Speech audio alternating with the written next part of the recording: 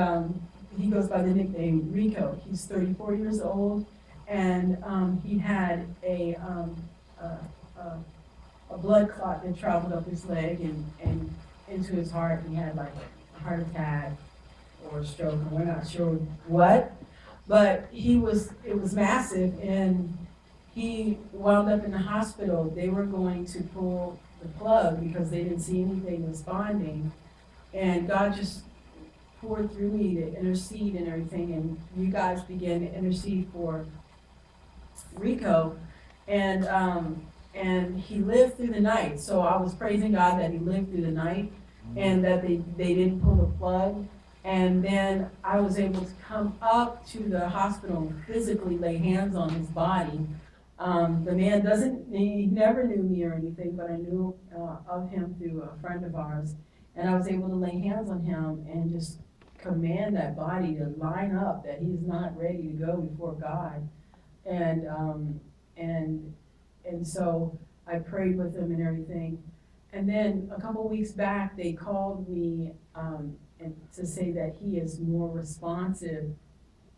So I came in, and he was able to open his eyes and everything and blink. That's all he could do. And he was heavily sedated still, but all he could do was blink his eyes. And I just began to pray for him. And I said, I'm going to pray the prayer of salvation with you. And after you just repeat after me, just blink your eyes and let me know that you've done this. And he just, after I finished, he began to blink his eyes afterwards, after he saw my did. And I said, do you know what you just did? And I saw him nod his head. That's all he could do. Well, a couple weeks later, we went out of town and then came back and everything. And I got a praise report. This one guy called me up and he said, you need to call this number. And I said, well, what number is it? He said, just call it. So I called the number, and it was his cell phone number. He talked to me on the cell phone, and he wanted to say thank you for praying for him, and that he did pray that prayer and ask Jesus into his heart.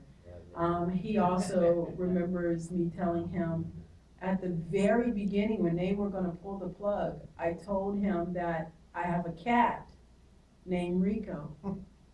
And he told me he remembers me saying that. So that goes to tell you, there's a lot going on during that time when everybody thinks he's unresponsive.